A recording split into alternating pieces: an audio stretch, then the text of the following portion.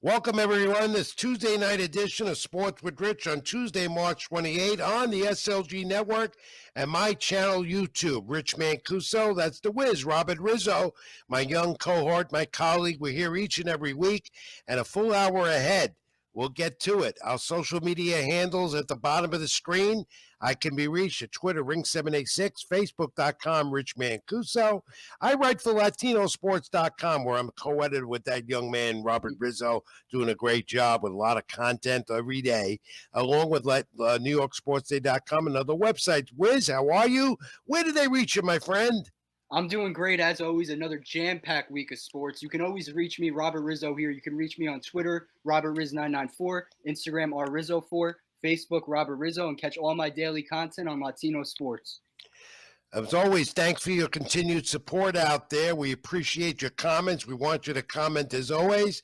And do like and subscribe to the SLG Network channel with Sports with Rich, also on my channel on YouTube. So an hour ahead with a lot of info, because this weekend the focus is going to be on three major events, according to me. There's so much more. And that includes the NCAA Final Four, baseball opening day, and the season begins. Hard to believe it's here. And WrestleMania weekend. And at the bottom of the hour, a little later, Ray, our buddy, will give us the analysis of WrestleMania to come with me and the Riz. But that's it. We are ready to go. And we're going to focus on those three major items, three major sports events, three major things if you're a sports nut, as sports entertainment and with wrestling on this hour. Liz, let's get to it. Let's get to, of course, we're sponsored by Skull Fuel Energy. Let's not forget them. And you're going to need a can of Skull or some of their coffee this weekend. Keep following everything that's going on. Skull Fuel Energy. Look for the Skull. Get energized. That's Skull Fuel Energy, official sponsor here at the SLG Network and Sports with Rich. Where's opening day? Let's start with baseball and Major League Baseball coming off a successful World Baseball Classic. There it is.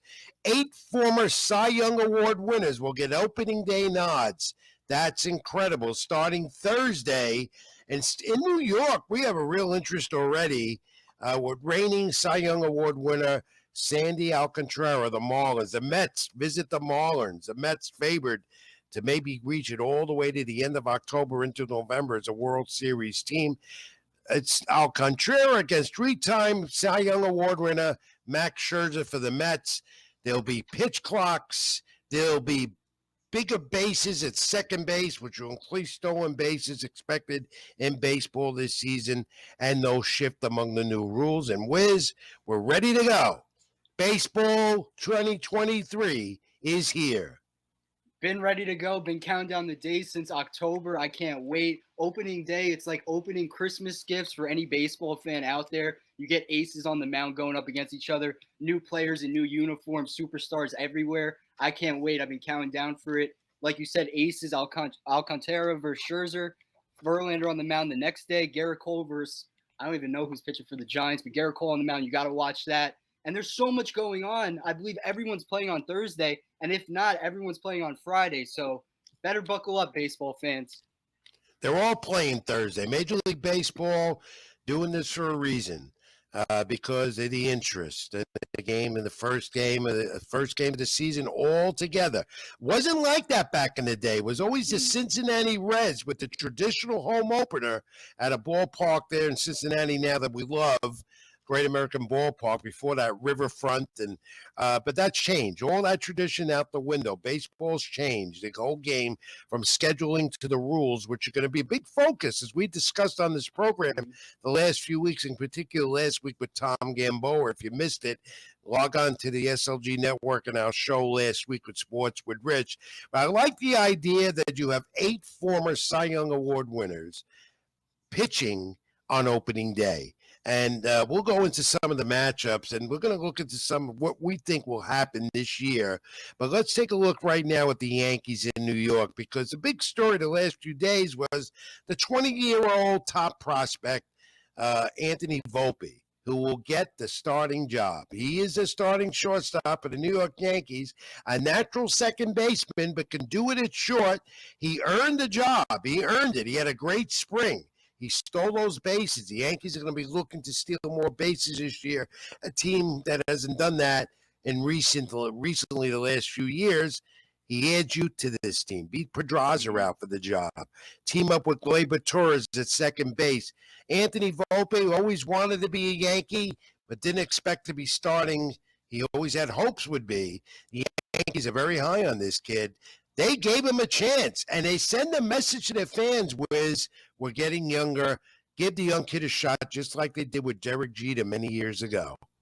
Exactly. It feels like a total shift in the organization, just making that move. We heard it back in February. The Yankees are making the shortstop a competition. That role is a competition. And out through it all, Volpe won the competition. He batted 309 this spring training, 3 homers, 5 RBIs. He had 2 diving plays just today on the last day of spring training against the Nationals. Beautiful plays. Just 21-year-old, as you said, Jeter comparisons on defense. Nothing's going to live up to Jeter, as we keep saying, but the defense, he's a Gold Glove caliber shortstop, only 21 years old, living the childhood dream out in New Jersey, playing shortstop for the Yankees. I can't wait for Thursday. And just congratulations to Volpe, and it's only up from here. That was one of those great sports moments yesterday when Aaron Boone, Brian Cashman summoned them into the office and told them, and it was all on video. Everyone saw it. It was all over the place. Volpe made the team. A great moment with his family in the dugout at Steinbrenner Field in Tampa. It's one of those moments that kid will never forget, and a moment that if you're a sports fan and love baseball, that's a feel-good story all around. Let's hope. Yankee fans are hoping that he produces, and all signs are that he will be. The Yankees wouldn't have given him this job without that confidence from both ends, so they're counting on Volpe. Look, he could be Rookie of the Year in the American League, and will have his up and downs as a rookie, but he comes with great credentials without going into the AAA level. Goes right into the major leagues. As to start Thursday in the Bronx against the San Francisco Giants. Game time, 1 p.m. in New York in the Bronx. And the Yankee ace, Garrett Cole, will get his 4th opening day nod. This guy that the Yankees will depend on with a pitching staff that's injured. Rodon is out, and Nestor Cortez has been moved up. And, of course, Montez is another story, but Garrett Cole is their ace. The Yankees all winter still dwelling on the Houston Astros sweep out of the ALCS. Derek Cole is expected to pitch 200 innings for this team, stay healthy, but the one thing about him, as good as the fastball can be, opponents in the opposition know how to hit his fastball, indicated by 33 leading home runs he gave up last year, Wiz. Ooh. Just like that. That was the leading stat right there for 2022 with Garrett Cole. He was a leading statistic in anything. You strikeouts, ERA, he was top 10. But home runs, he was giving up 30 plus, and 33, as you said, that's a career high for him. And that's his only issue for 2023. I think he can win the Cy Young Award this year. It just comes down to give less home run balls and keeping it in the ballpark. He's projected a 3.09 ERA, 224 strikeouts, and 22 homers given up. So if he decreases that by 10 compared to 2022, it's only up from here for Garrett Cole, because what is this, the 4th year with him as a Yankee? He's got to get that championship. That's what Yankee fans want. They're going to need him right out of the gate because Luis Severino's hurt again with a lat injury. It seems it's a recurring issue with Severino. He can never stay healthy and stay on the mound for the Yankees, which, again, they're short coming into the season with their rotation. I hope they'll all be healthy by the end of the month into early May, Wiz. Yeah, definitely. It's unfortunate with Severino. I always say Severino's a type of bulldog mentality on the mound. Every time he's pitching, he goes 6-7 innings, but his biggest concern is getting on the mound. If he's on the mound, he's consistent. It's him pitching and getting on those IL stints. It's not good. And this is another example right here. Across town in New York, Met fans are waiting. They've been waiting for opening day, and I'm going to give you my prediction about them in a moment. But this team depends on 2 guys in that lineup. They didn't go out into another bat. I hope that Carlos Correa would do it. They got to look for Francisco Lindor and Pete Alonso right there to be their offense along with McNeil. And they stay healthy along with Escobar. Now got the job at third base as the kid Beatty was sent down. Your thoughts on Lindor and Alonso going into opening day on Thursday down in Miami? They're going to have to be exactly what they were in 2022 to be where the Mets were last year. 101 wins. They just missed out on the division. And that's with Lindor and Alonso playing 155 plus games. I don't think they're going to play that much games this year. There's going to have to be built-in set days. So we can name it. Lindor broke Mets franchise records last year at shortstop. Alonso hit 40 homers. Jeff McNeil won the batting title. Marte was an all-star. Something's going to decline there. So who's going to step up? They both have to step up because they're expected to, and Met fans are expecting that. And both of them have, Alonso still didn't get the big contract. That might happen this year, all the way to the end of the year. But expected Alonso to hit 40 home runs and drive in 100 RBI again, and Lindor to get 35 home runs and close to 100 RBI and steal a lot of bases. His defensive ability, of course, both of them are great on defense. We'll talk about the projection for the Mets in a moment. The young kid, Brett Baty, though, might end up coming up. This kid was sent down, but Baty is got to get a little more experience. He'll get it at Syracuse on AAA level. One of the bright stars of the Mets, the upcoming stars, and I do expect you'll see him, especially because the Mets are lacking a little bit in the DH role. I definitely think you'll see him by mid-May, early May. Anything can happen in the major leagues. An injury happens, and he's going to get called up. He had an impressive spring training. He batted .325, 1 homer, 6 ribbies, 13 hits, and 40 at-bats. He started last year in the pros against Atlanta. That first at-bat, hit a homer in front of his family. That was really a cool moment for sports fans. Hopefully he can pick it up this year. And any opportunity that's given to him, he's going to have to step into that role. It doesn't matter the age. Once you're in the pros, you got to get what's given to you. You got to take it. Well, scouts tell me he'll be up this year. He might even be up. Just what you said was they're very high on him. And even, if there is a potential trade in the works and the Mets need some help, Baty's one of the guys that the teams, they like him. So let's see if the Mets stick with the plan with Brett Baty. And as you look at the Mets pitching coming into the season starting Thursday, they're counting on their two veteran aces, Verlander and Max Scherzer, who'll get the start against Alcantara on Thursday. They got to stay healthy. Let's face it. Without these two, the Mets pitching staff will be decimated, Wiz.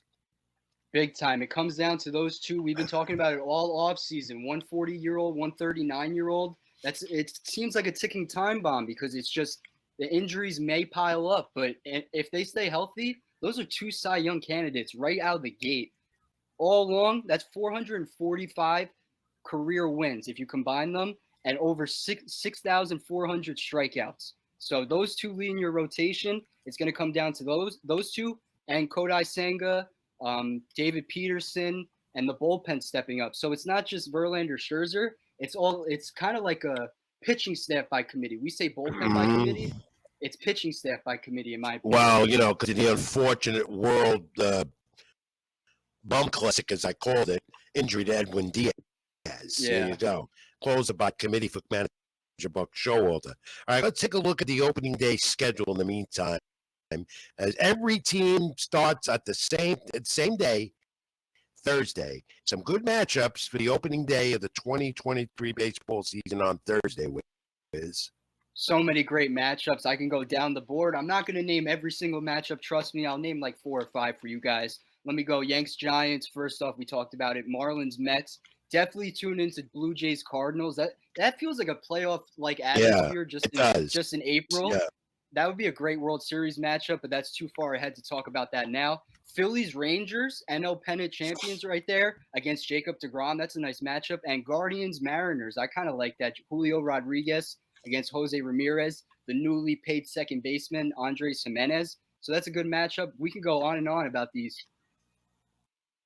Yeah, and we'll be looking at Ohtani again and looking at Mike Trout with the Angels and see if the Angels finally get to where they want to be in the postseason, and Mike Trout will finally get his due and be in the postseason with the Angels, who continue to struggle year after year. And we know what I like about opening day is beginning of the baseball season. As you said, it's like your Christmas if you're a baseball fan. It's a great time of year. And also, we're going to look now with the new rules and see how quicker the game will go on. And the spring, the average length was 2 hours, 15 minutes, as opposed to going to a 3-hour game. That's going to be a pleasure for us, too, up in the press box. We wouldn't have to That's stay there all night or all day. In addition, I like going through the box scores and watching every game to see how the former if your team traded a player or got picked up in free agency by another team, you're always intrigued and you want to check that box score or take a watch the developments, how they're doing. I do that all the time. And with the Mets and Yankees in New York, you have some of that. Baseball went through a very, very busy winter with a record number of free agent contracts being signed, a lot of trades, complexions of teams change, and let's take a look at that. Let's project a little bit as we go into the season Thursday with 162 games, and anything can happen between now and then, as we know. In the AL MVP, if you want to look ahead, I think it's going to be a Mike Trout year, Wiz. Ooh, that's a good pick. Mike Trout, I feel like everyone picks Mike Trout year by year, so it could be the year. I believe he played 120 games last year, still had 35 homers, so if he stays healthy, he could definitely win it. I feel like it's Ohtani, Mike Trout, Aaron Judge. Those are the sure-ins. Everyone's picking them. But I believe the sleepers, those dark horse picks, you got Rafael Devers, you got, let's see, Vladimir Guerrero Jr., you got Yordan Alvarez, Jose Ramirez. So let's see, because I don't think Aaron Judge can do what he did last year. No, I again. was just going to say that. He's not going to rep. I was talking earlier today with some people about They asking me that question. He's not going to replicate that. You can't expect him to hit 62 home runs again. Maybe 50, but I don't think he'll get 62. And the National League MVP, I think, is going to come down. It could be Justin Turner now with the Phillies. Not Justin Turner, Trey Turner. Trey Turner. I always confuse them, the brothers. They're not brothers, but you can put that. Or Lindor, the Mets. I think Francisco Lindor is going to have a really good year, his third year as a Met, and might be in the MVP race. For sure. I think he's getting more comfortable year by year as a Met. We saw it year 1 into year 2 last year, and let's see how it plays out this year. Lindor is right up on that list. I believe Nolan Arenado's a front runner. Manny Machado's up there on that list. So Trey Turner, you said, Ronald Acuna Jr., Austin Riley. So I feel like NL, National League, there's about 10 to 15 guys you can name. Yeah. American League, there's only like 4 or 5 because the talent gap, it's Shohei Ohtani, Aaron Judge, and then it drops, in my opinion. Let's briefly project the American League National League Cy Young Award winners and go on with that. I like Emmanuel Clase of the Indians to be the AL Cy Young Award winner this year. In the National League, I like this kid. I like Zach Allen of the Diamondbacks. Like very well happening. He could be a Cy Young. Throws a great fastball, sneaky curve. That's my pick there. What about you? Zach Allen's a great pick. He had a great second half last year. I'm going to go with the reigning Cy Young Award winner. I think he could go back-to-back Sandy Alcantara for National League. Emmanuel Clase is interesting for American League, a reliever winning the Cy Young, perhaps. But I'm going to go with Garrett Cole. This is the year for the Yankees and Garrett Cole. He's got to step up, and he's going to have 200-plus strikeouts. Lower the home run ball. That's all that it all comes down to. And Alcantara is a good pick because he completes games, led Major League Baseball complete games last year. He can do it. He's young, he's aggressive, and he's strong. And you talk about fastball, curveball, changeup. That's a guy. Yeah, he's hard to hit. That's for sure. As rookie of the year, Gunther Henderson, I got from the Orioles and the American League, the National League. I like Corbin Carroll, also with the Diamondbacks. Those are my rookie of the year picks. What about you, Wiz? I agree on your Corbin Carroll pick. That's a great pick right there. He just got paid, I believe, 2 weeks ago. Mega extension for him. Congratulations to the Diamondbacks. Locked up a young superstar. So I'm going to go with him. And for the American League, Anthony Volpe, I'm going to go with the journey, that headline, New Jersey shortstop, out of New Jersey, like I said, but living the dream, playing for the Yankees shortstop. So I'm going to keep going with that one. So Volpe and Carroll. All right, and here are my picks. This is how I look at the division. Let's do this briefly. American League East, they stocked with events, and their pitching got better. I like the Toronto Blue Jays. Central, I like the Indians. To repeat, they just signed Andres Jimenez, their young infielder, former Met, long-term deal. Not as much money as I thought he'd get, but he got it. And in the West, I like the Houston Astros. Wild card winners out of the AL, like the Mariners, the Rays, and the Yankees. And the National League, briefly, I like Atlanta to once again win the East. The Central, the Cards. The West, the Padres. They're stacked with offense with Fernando Tatis returning and a good pitching staff. And the wild cards, to me, again, Phillies.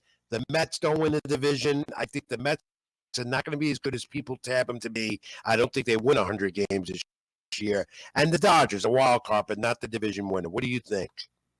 I'm going to start out with the NL East right then and there. I think the Braves are the front runner to win it. They're a gauntlet from pitching, defense, offense. I'm going to go with Braves to win the NL East. NL Central, I got the Cardinals. NL West, I got the Dodgers. Back and forth battle with the Padres. So the NL wild card, I got the Padres making it, along with both the NL East winners, NL East teams, the Phillies and the Mets. Similar to last year, all those teams are going to make it. It's just a matter on who's going to come out on the top. American League, I'm going to go with the Yankees to win the AL East. AL Central, I'm going to go with the Guardians. AL West, I'm going to go with the Houston Astros. You got to go with the Astros. Right. And three wild card teams, I'll go with the Blue Jays. I'll go with sleeper, the Red Sox. That's one unpredictable team right there. And I'll go with the White Sox, both Red Sox and White Sox for wild card teams. Yeah, a lot of baseball people saying the White Sox will be back in it. They're young, improved, and they might be. But I disagree with you. I don't think the Yankees are going to win their division, and I do not think the Dodgers. The Dodgers lost some key players, not only in their rotation, but also on the field in offense. I think the Padres are just that much better. So that's how I look at it. Who goes to the postseason, though, I won't tell you now because it's a long 162 game season between now and then. A trade deadline at the end of July. Things will change, but it will be here to keep you updated as always on Sports with Rich. All right. Great base Sergio Romo. I spoke to him yesterday. A 3-time World Series champ with the Giants. Let's take a look. He officially retired after putting on the uniform one more time in spring training with the Giants, and there he is. And that was a great story what the Giants did for him on his final day. That's Sergio Romo right there with that smile. Looks like a little kid.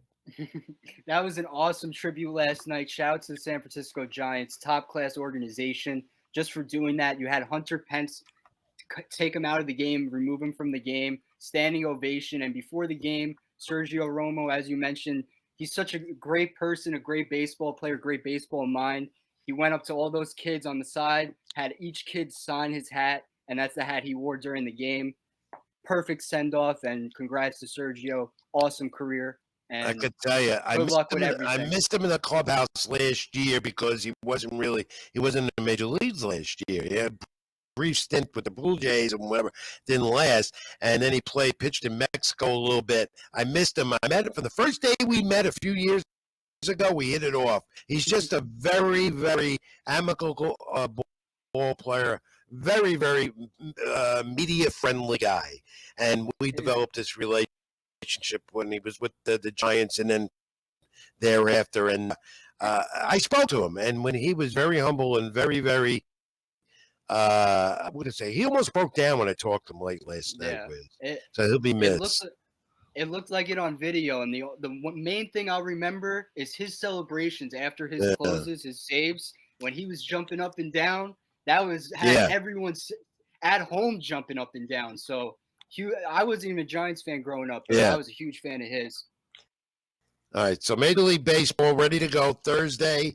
We'll keep you updated here at Sports with Rich as the season begins. And let's quickly look now at the other major event this weekend. You got it all. Item 2 on the agenda tonight. Briefly, the Final Four is set in Houston, Texas. And very interesting NCAA tournament, wide open right now. If you got this bracket, you're the whiz, not the whiz Robert Rizzo. Not many people could pick this one. No number 1 seeds. 1 number 4 seed. UConn number 4, Miami number 5. San Diego State is 5th, and that team Florida Atlantic becoming a Cinderella story number 9. UConn right now has got to be the favorite. They seem to have the momentum with 4 national titles. They could win this all, Wiz.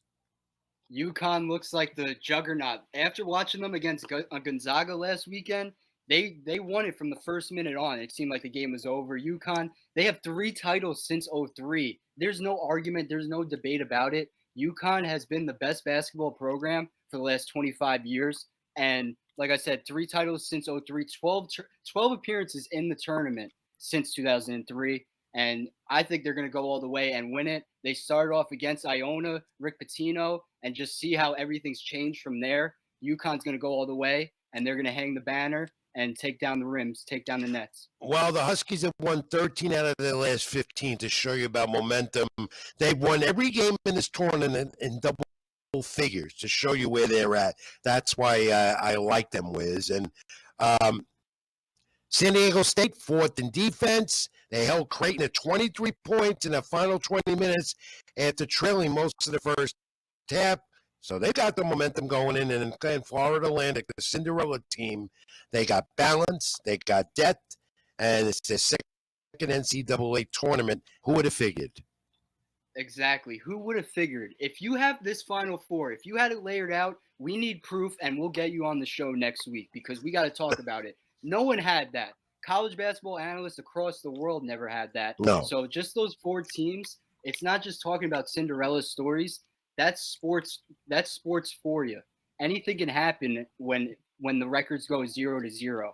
So a tournament like this, Cinderellas, we've seen it week by week, and it's just going to continue. Hopefully, it's UConn, San Diego State. That's my pick.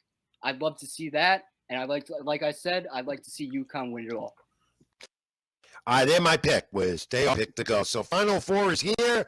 Going to be a busy weekend now with Major League Baseball and WrestleMania, which we'll talk about in a moment. But first, let's bring in our buddy, our producer. Great job as always tonight and all the time Sports Bridge. Let's bring in Avery. You guys know what it is. Before we go to a quick break, Back to the Week, sponsored by Skull Fuel Energy. Feel energized. Look for the skull. Hey, here you go, guys. Back to the Week. You ready? It's very brief and simple. Should be able to get it. You ready? I know you are. Both of you. Look at that. Got the energy. You got the skull energy to get the fact of the week. Here we go. Mike Trout's the subject. We're talking about him. All right.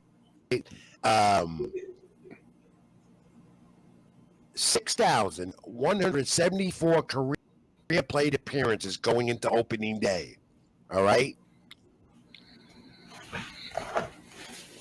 The question, the fact about Mike Trout. How many swinging strikes has he had in 6,174 career game appearances? Swinging strikes for Mike Trout in his career. 19,842. God, you got. I'm gonna go. Why would I give you a fact like this? I'm gonna go with 11,000, 12,000. No, I think you guys might have got. Look at this. 6,174 career plate appearances. How many times has he had 3 swinging strikes? 3 swinging like 3 and out. The way you phrased it was confusing, but right. 3 swinging strikes and 6,174 career plate appearances. How many times has he had 3 swinging strikes? I'm gonna go with 450. No, way up. Higher or lower? You remember Mike Trout? And look at his bat approaches at the plate. Is it less than 100? Way less. Is it less than 25? It is less than 25. Is it like 3? No.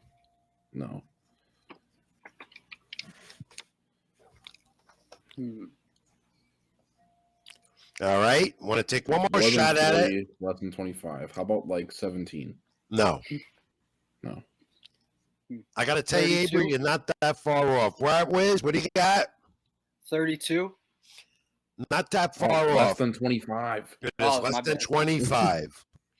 take another shot at it later because Ray is waiting in the queue. We're gonna get to keep it in the ring and do some the pro wrestling WrestleMania up next. Sports with Rich, right here on the SLG Network. Like, comment, and please subscribe. Also on my channel on YouTube. I'm Rich Mancuso. That's where's Robert Rizzo. That's our great producer Avery. Back with more. Keep it in the ring. WrestleMania talk next with Ray. Back with more Sport with Rich on the SLG Network. I'm Rich Mancuso. Also on my YouTube channel, Rich Mancuso. Do like, subscribe, and comment. We want to hear from you, and do that like and subscribe button here every Tuesday, 8 p.m. Sports with Rich.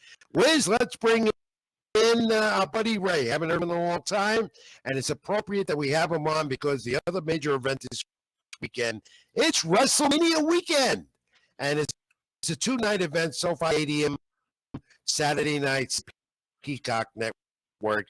And Ray, welcome in, my friend. How you doing? I'm doing good. Glad to be back. How are you gentlemen doing? Enjoying Good. the Final Always good Four? Yep. Got to get your insights Fantastic. on WrestleMania. It's what we're going to focus on right now. No AEW talk. All WrestleMania because it's going to be 75,000 or more 2 nights in a row at SoFi. Only the WWE can pull this off. The Vince McMahon's issues and everything else. And I think for nights, you got an appropriate number of matches and good ones. That for the granddaddy of it all, I call it, the eyes are all on WrestleMania, where the immortals play, as they say. Ray, let's run down this card. Wiz, interject anytime you can. Opening up WrestleMania Saturday night, John Cena and Austin Theory. What do you think? I think that is going to be a fantastic match. I actually covered that on Off the Top Rope last week. When Austin Theory was in the Independents, he did a knockoff John Cena, knockoff John Cena gimmick where he dressed in John Cena's gear, came out to his music and everything like that. I think this is a fantastic concept. It's going to be a great match. Look for Austin Theory to go over, in my opinion, and it will symbolize a passing of the torch. And it's fitting because it is with the first title that John Cena held in the WWF. So true. Ray, I did, and I don't have the card in front of me, the order of both nights. There's a little off with that. So we're going to jump around here. I don't know That's a particular order. Okay. One match that I really, and before we get to the end, I know Roman Reigns and Cody Rhodes is going to end it Sunday, and we'll focus on that at the end here. But the one match that I'm looking forward to is Rey Mysterio against his son Dom. They built it up. They melted until last week. They made it official. Does Dom beat Rey? Will they let that happen on Hall of Fame weekend where Rey gets inducted? Because Ray's been doing this for so long, you can consider him one of those old school guys, right? And the old school mentality is to always go out on your back, putting over somebody else, especially especially a younger star. If they do not want to continue this storyline, I would not be surprised if we see stipulations added before Saturday. Maybe a mask versus hair match. I know that was one of Ray's wishes, is that in his last match, he wanted to not only face Dom, but he wanted to do a mask versus hair. Obviously, him losing his mask to his son. If that doesn't happen, I would not be surprised if they carry this a little bit further, maybe walk it all the way to SummerSlam. And by that time, Vicky Guerrero will be out of her AEW contract. And Right.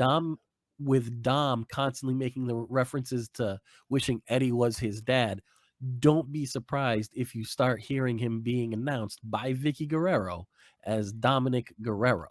And maybe at SummerSlam, we will have the hair versus mask match that would ultimately be Ray's final match. You bring up a great point, Ray. I never thought about that because Vicky Guerrero is going to be free agent at the end of July.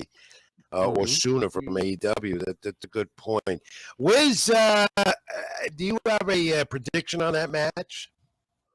I don't have a prediction on that match. I'm always gonna go with Rey Mysterio. Rey Mysterio is my guy. I've been watching him since I've been growing up with everything. When I was big on WWE, I loved Rey Mysterio. But Ray, my going question for you, and when we had you on last time, we were talking about Dwayne the Rock Johnson making a special guest appearance. This other guy making a special guest appearance. What do you think is going to surprise everyone out there on Saturday or Sunday? Are we going to get a crazy appearance from a celebrity, from an athlete? I don't think you're going to get a crazy surprise from a celebrity like The Rock. I wouldn't be surprised, however, if Bobby Lashley, who no longer has a match at WrestleMania, Exactly, right. gets challenged by one Brian Cage, whose contract is technically up with AEW / Ring of Honor. Yeah. He is currently 1/3 of the 6-man champion, tag team champions in Ring of Honor. So I would expect them to drop their titles at Supercard of Honor, and Brian Cage could very easily show up the next day at WrestleMania challenging. The unexpected does happen at WrestleMania. We've been accustomed to that. I've been involved in so many of them when I was in the industry. And I've seen that, but it's all different now because it's a two-night event, so they keep the fan interest and anticipation going, which is good if you're a pro wrestling fan. Again, this is the weekend that you enjoy wrestling. Now, let's move on. Let's look at Logan Paul. I like this. I want to all and Seth Rollins is my favorite. He's my favorite WWE superstar right now. And Logan Paul unfolding. I said this last week on our podcast. Expect this to be this generation's Ricky Steamboat versus Macho Man. There is so much athleticism between the two of them, so much charisma between the two of them. It has the potential to be this generation's Ricky Randy. Okay, that very, very important, and that's an interesting point you bring up. I like that, Ray. I like it a lot. But do you again, Logan Paul over Seth Rollins? No, I don't see that. With Logan Paul as a part-timer. Seth Rollins has lost the most amount of matches, I think, by anyone in the last 8 months in WWE. And he is still as hot with the crowd as if he won all of them. Seth Rollins is Teflon. If he loses to Logan Paul, it is not going to hurt him. It will do wonders for Logan Paul. Plus, with Logan Paul being a part-timer, it gives the opportunity to stretch this story out. Okay, that's a good point. Moving on, is a match that I have no interest in at all. I don't know why. It's not going to be long at all. Omos, 450 pounds, whatever, the giant against Brock Lesnar, who is going to be overmatched for the first time in his career. Why do this, and what do you see out of this? Well, why do we do why are they going to do this? Because they are trying to build Omos as a Nigerian nightmare, right? And we have constantly heard that Brock is the consummate businessman, and he's not going to do anything unless it makes sense financially. If you saw Monday Night Raw, you saw something that you haven't seen in a while, which is you saw Brock Lesnar circa 2004 hitting those ropes to try to knock Omos down. Yeah. And that was Brock 2004 form. Right. And he didn't. Right. So they're building it up. And if Omos wins, it will still be a shock. But it goes to show you that Brock sees something in Omos. Yeah. Obviously, the company sees something in Omos. And there are also rumors that Brock's contract is coming to an end soon. So he's tying up all loose ends. Right. Brock, again, another student of the game. An old school guy. It'll be out on his back. But Ray, it'll be a very brief match, don't you think? I think it'll be a little bit longer and more entertaining than you think. I don't think it's going to be a squash match. I do. I wouldn't. I'm not talking like a 30-minute, Mm. banger, but it'll be a good, maybe 10 to 15 minutes. Go on the women's side. I'm not looking at the tag team challenge matches they have. And it's again, it all begins Friday night, really, on SmackDown on Fox with the Andre the Giant Battle Royal. The women's titles. Does Bianca Belair defeat Asuka, continue to be the Raw Women's Champ? And on the other end, is it going to be that crazy looking, lovely gal that Rhea Ripley, and I do love her appearance, as evil as it looks, against Charlotte Flair. I believe Charlotte Flair drops the titles to Rhea Ripley, a rematch. Yes, it seems to make sense that Charlotte drops the title. Charlotte is always better she's one of the few people that can be better in the chase for a title as a heel or as a face. Charlotte can talk the talk and walk the walk, which is why she is good in the chase. I expect Rhea to get revenge from the Performance Center WrestleMania, where she lost the title, the NXT title, to Charlotte.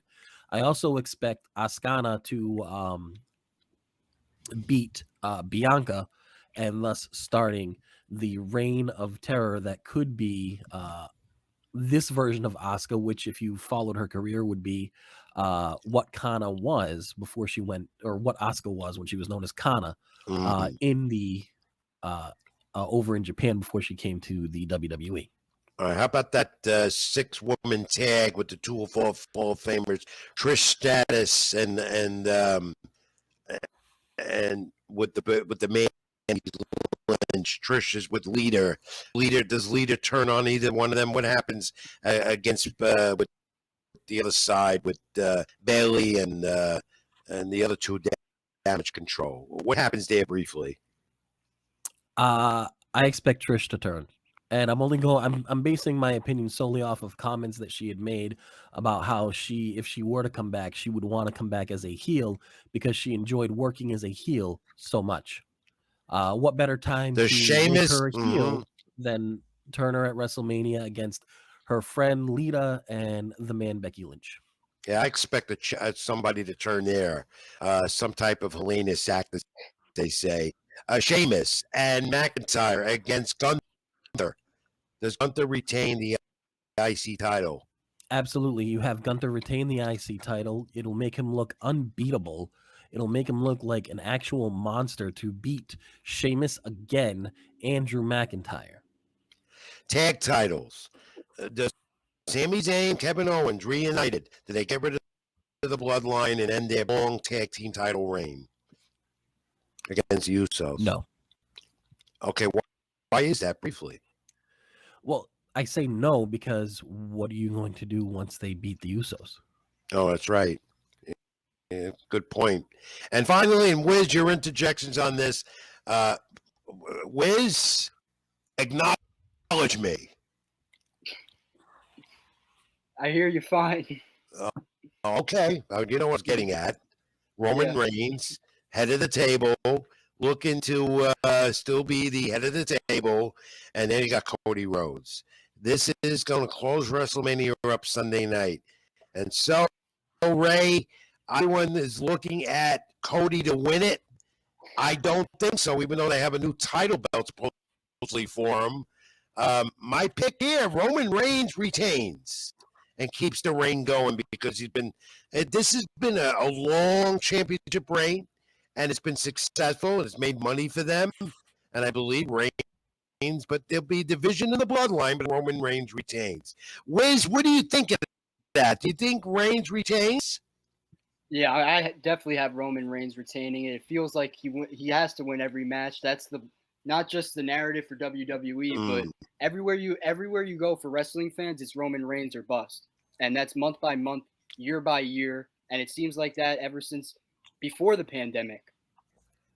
All right, Ray, your opinion, your prediction on the main event of two-night WrestleMania in LA at SoFi. Roman Reigns retains. I believe so. There's been a lot of talk of him being the 1,000-day champion, a benchmark that hasn't been hit since Bruno Sammartino, and to have Roman Reigns be able to hit it in May, and to take the belt off of him this soon before that makes absolutely no sense. Paul Heyman even referred to him as your almost 1,000-day champion. So, like Calvin says, Chekhov's gun. Why introduce it if it's not going to come into play? Right, right. So, regardless of whatever it is, right, we got 2 nights of WrestleMania, and on Saturday you got to go for Major League Baseball, all of this and that. If you're a wrestling fan, you're going to be glued to Peacock for 2 nights. WrestleMania from SoFi Stadium should be a good one. I'm looking forward to it. Ray, always good to have you on the program. We're going to have you on again soon. Keep in touch, and where the fans get your insight, they're good ones as always. When did they catch one on the SLG network? So this usually they can catch us Fridays on Off the Top Rope here at youtube.com/the SLG network. However, because of WrestleMania going on, we will be doing a live on Thursday where myself and Kevin will give all of our predictions for WrestleMania. And then Saturday and Sunday, we do have live watch alongs going on. Obviously, we're not going to be showing the pay-per-view because, we like our channel to stay up. We will be doing live reacts. We will be engaging with our fans and our viewers. We will also have cash giveaways. You can enter to win a Roman Reigns Funko Pop, among other prizes. And it'll all get started Thursday with our prediction show over here on the SLG Network YouTube over at Off the Top Rope. All right, Ray, I hope to be watching that along with everyone else. But regardless, we're watching WrestleMania Saturday and Sunday night. Oh, I can't say. I got a boxing show I'm broadcasting with the Wiz involved with Abella. We'll talk about that in a moment. But I'll be Sam's on at the ringside to see what's going on night 1. And Ray, thanks for talking. Keep it in the ring. Thanks again. Thank you, Ray. Guys. Good seeing you. Have a good night. Always a pleasure to have Ray on the program and talking pro wrestling with us. Wiz, as always, gives it great insight to WrestleMania. Wiz, you'll be not watching WrestleMania Saturday night because we have a boxing show. Let's put that up first. Let's go to the boxing segment now. Abella Boxing Saturday night comes back. Bergen County Fight 3. I'm at ringside doing a commentary with John Leonardo, a fighter that was supposed to be on the show. An unfortunate death of one of his opponents in Baltimore. That's it. That's it. So Leonardo now going to be broadcasting away with Anthony Johnson, Channel 7, Rebecca Ruber in the ring. We get ready for that Saturday night on pay-per-view. How do fans want to catch that action on pay-per-view is? You can catch all the action of Bergen County Fight Night 3 by searching Bergen Audio Visual. It's a pay-per-view site. It costs $24.99 one-time purchase, and you'll get all the bouts, 6 bouts going on, 3 4-rounders, 3 6-rounders, Nikki Vatone versus Jordan Rosario in the rematch, the main event. Definitely tune into that. There's so many local star-studded talents out of New Jersey, New York, that deserve to showcase their talent in the ring, and Scott Abella finally delivered on that. This is his 3rd show in the span of 12 months, and he's delivering. This is the 3rd time, and there's going to be many more to come. All right, Keep It in the Ring continues with the boxing report. And how about Ben Benitez? He did, look, so Khalid Plant and him, the images tell the story. A rivalry that came to an end. And let's put those images up, baby. Let's show the ending. This is a lasting memory of a rivalry and a good one. This is why I love boxing so much. These two had bitter words. They really went at it. And in the end, that's why you got to love boxing. Hugging it out, congratulating each other, saying thank you for the opportunity, and they gave fans a show. The Plant didn't live up to expectations all the way. Ben Benitez showing that he can be a force, but hopefully Canelo is next at 168. And of course, Ben Benitez now goes on. Plant's options, we don't know. There's the second loss, one to Canelo, and now to Ben Benitez. This wasn't the fight that Plant wanted, but Ben Benitez is a great defensive fighter and won 12 rounds with him and took control from the 6th round on, Wiz. Definitely from the 6th round on, it was Benavidez' fight. Plant had it going in the first early few rounds, but other than that, it was Benavidez' fight. As I said, it was an ugly fight, to be honest. I didn't like a lot of the headbutts that was going on. There was the judge issues going on. You saw on social media a lot of issues. People were complaining about it. Like I said, I just didn't like how many headbutts there were. It seemed like every round there were 2 or 3 questionable ones. But at the end of the day, Benavidez, that was his fight. From the 5th round on, he won each round. And as you started that off, just the competitive nature in boxing, and to see that after the fact with Benavidez' daughter in his arms, along with Caleb Plant right there, not just for boxing fans, but for sports fans, it shows to you guys that athletes, at the end of the day, they're humans. All these guys are humans. And as much as they're competitors, they're rivals, it's all love at the end of the day. These guys made millions of dollars off each other, and they saluted each other, respected each other after the fact. Well said. But in the end, though, if everything works out, if Canelo Alvarez doesn't want to get Dimitri Bivol at 168 or redeem himself like heavyweight and fight him again, then we're looking at September maybe, then Benitez and Canelo Alvarez, which would be the fight of the year that fans really want to see with so many good fights on the agenda, including in a few weeks, of course, Gervonta Davis and Ryan Garcia, April 22nd. Also on Showtime pay-per-view. The other fight that happened that was in the shadow because Top Rank did not give in, and at the same time, Jose Ramirez is on ESPN at 140 trying to get a title back, and he beat Richard Comey, knocked him down twice in the 11th round and ended it. Ramirez, a former champion, now in the mix again, looking for Regis Provaz or even Josh Taylor to get those titles back. And it's a shame. He's a talented fighter on the comeback to get the title, and yet everyone's tuned in to Benavidez Plant, but ESPN and Top Rank said, nah, we're putting the fight on at the same time. That's a boo of the week in boxing to me, Wiz. Definitely. It was unfortunate for boxing fans. Unless you have 2 TVs, 3 TVs, and your phone out, you're not getting all these boxing fights at the same time. It's the promotions, they go against each other week by week, and we see it. And for those that missed out on Ramirez, they were watching Benavidez, and it sucked. Ramirez, it was a great fight. He showed off his versatility in the ring, a lot of body shots. He has a vicious body shot. Yes, and that's he what does. boxing fans got his own in on, because ESPN, Top Rank, PBC, you name them, they can't be having the fights on the same night. No, and if they do, it's got to be a different time. And you can't understand it with a pay-per-view show as well. Opposite it. I don't know what ESPN and Top Rank was thinking. They put these schedules in advance. What the heck? We don't command that. They do. But it's not fair. Not at all. No. Saturday, the heavyweight division title picture could get a little clearer with Anthony Joshua on the zone against Franklin London. And, we don't know where Usyk and Fury stand now to unify that title. That fight's off. And you know why? All the money. All about the money. It's always about the money, and the purse splits were the reason they walked away from it. And so Anthony Joshua now in the spotlight Saturday night. And announced earlier today, official Top Rank lightweight undisputed champ Devin Haney will defend against Vasyl Lomachenko May 20th, MGM Grand in Las Vegas. They seem to be getting all the big fights right now out there in Vegas, the MGM.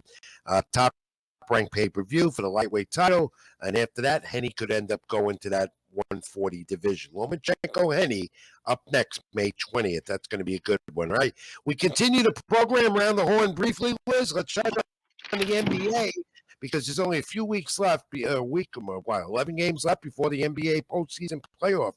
And the Knicks look like they've secured themselves with Emmanuel Quickly doing the job. Definitely. Quickly's been doing the job so far out the gate. Last night, he had 40 points, a career high, and he had 40 points with 9 assists, 2 rebounds.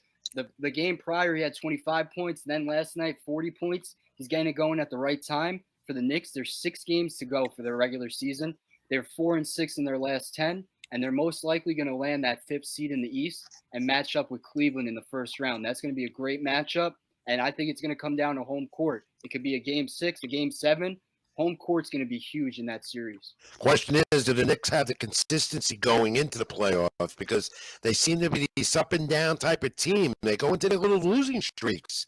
And Julius Randle's a very big key to this team. Randle. I still believe he's the guy, and he has to score, continue to score for them to be a force. And how about in Dallas, Kyle Irving and your boy? What's going on there with that team in Dallas? Kyrie Irving, Luka Doncic, it's not going right in Dallas right now. I believe they have 3 or 4 wins together. Ever since Kyrie got traded from the Brooklyn Nets to Dallas, 3 wins since Luka and Kyrie are on the court. Not good. All the Mavericks needed when looking back at the deadline was a main defender and a key big man. Instead, they gave up everything for Kyrie. It was only a few picks, but they were in win now.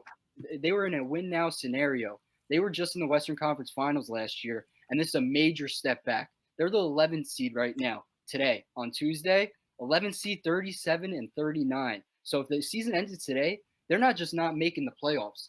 They're not making the play-in with Kyrie Irving and Luka Doncic. That's terrible for the organization. Would be awful. Yeah, that would be awful. Yeah. So the NFL is in their off season, but it's not the off season. They're in the news every day. And still to be determined, Lamar Jackson, does he stay in Baltimore or go somewhere else? Has become a Jet in the New York area? Or is Aaron Rodgers finally going to be Jet? And they're saying that Aaron Rodgers, that could be determined maybe up until training camp time in July. What's going on here, Wiz? So much going on in the NFL. We always say NFL is king. They control the narratives even during the offseason. Lamar Jackson tweeted on his own yesterday, Monday, right before John Harbaugh, the head coach for the Ravens, got on the press conference podium. Right before, a minute before. So all this stuff is planned on Lamar's side, the Ravens side with the negotiations. But if I had to pick right now, I don't think Lamar Jackson returns to Baltimore. I think there's going to be a team out there desperate enough to make a trade, not just for 2 first-round picks, but maybe 3, maybe 4. And at the end of the day, you add in $250 million because what the Browns did with Deshaun Watson. That's why we're here today.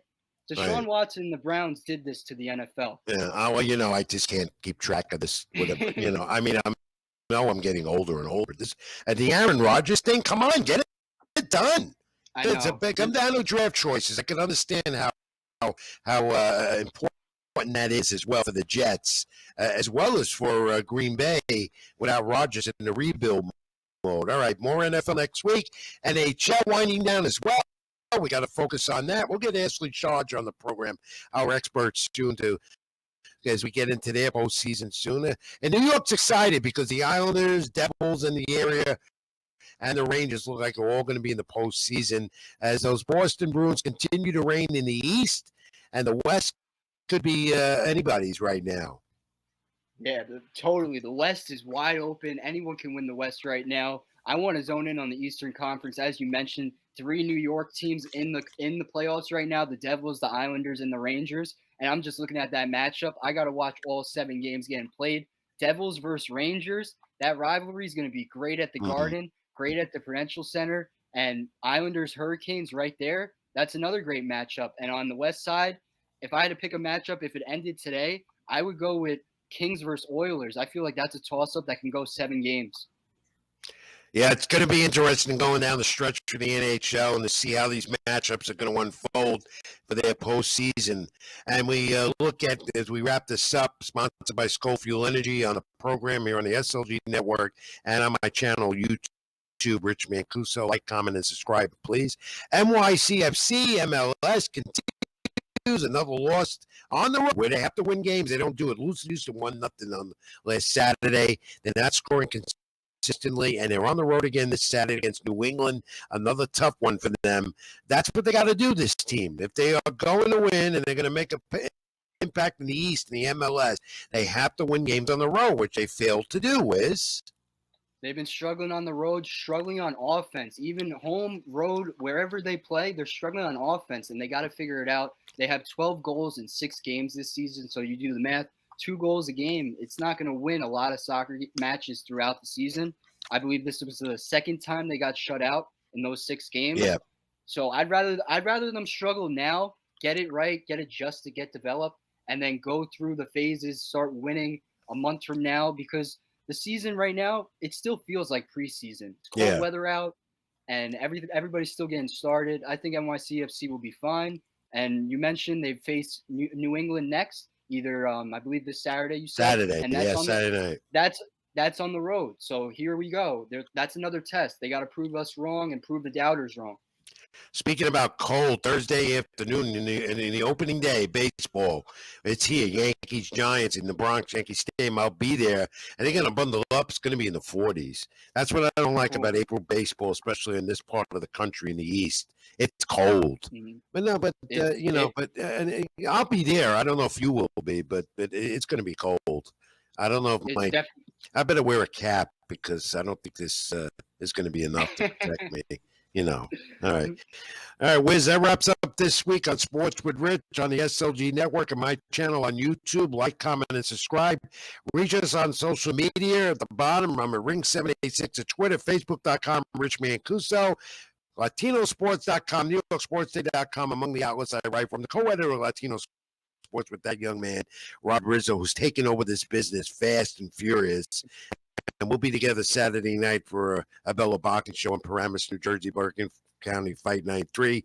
And the other things, Wiz, before we wrap it up, we got to do the fact of the week. Avery, we almost forgot that. Sponsored by Skull Fuel Energy. Look at the skull and get energized. Skull Fuel Energy, official sponsor of Sports with Rich on the SLG Network and Sports with Rich, of course, on my channel, YouTube, Rich Mancuso. The fact again about Mike Trout. 6,174 career plate appearances coming into opening day this Thursday. He's had only 3 swinging strikes. How many times in that 6,174 game career? How many times have he had 3 swinging strikes? You tried it. You came close. As we wrap this up briefly, give me the number. 12. No, it's not 12. One more time, Wiz. 16. Nope. Might as well give you guys the answer. And if anybody else got it, give us a comment if you did get it. 24 is your answer. You came close. And that's pretty damn good for Mike Trout. 24 times, 3 swinging strikes out of 6,174 career plate appearances. Pretty damn good. Good fact this week that you guys came close, but once again, you didn't get it. I beat you. So I think I'm in the lead this year. Oh, you are for sure. I believe we're 3-6, 3-7. Did not tell you when Avery, we're cold. We're cold, man. Well, did I not tell you guys it get tougher and tougher? And it is. But good shot at it, guys. Good try. Try it again next week. Avery, once again, my friend, thank you. Great job behind the scenes. Enjoy the weekend. Yeah, thanks, guys. All right. Wiz, that wraps it up. Enjoy the weekend, my friend. You got boxing. You got WrestleMania. Major League Baseball starting up. The Final Four. On is my pick. Any final thoughts? So much going on. Everyone tune in to Bergen County Fight Night 3 this Saturday. Bergen Audio Visual pay-per-view, $24.99. Rich is on the broadcast. You got to tune in for that. Rich Mancuso on the broadcast with Anthony Johnson from ABC7. Definitely zone in. I'll be there in person. So there's nothing else better on Saturday night. Me on a broadcast. Why would people want to watch? Well, you watch me Sports with Rich, so you are watching, I guess. All right. And I'll have my eyes on WrestleMania as well at ringside. Next week we'll be back at 8 p.m. or so here on the SLG Network and my channel on YouTube, Rich Mancuso. Like, comment, and subscribe. Thank you again for tuning in and giving us your support. And as always, make sure you take good care of yourselves. God bless. Stay well. Be good to each other. Wiz, as we say until next week, keep it in the ring. Keep it in the ring, everyone. This is Sports with Rich. SWR is the /tag. And don't forget to get us on social media. Thank you, everyone. See you next week. I'm Rich Mancuso. That's the Wiz Robert Rizzo. This is Sports with Rich.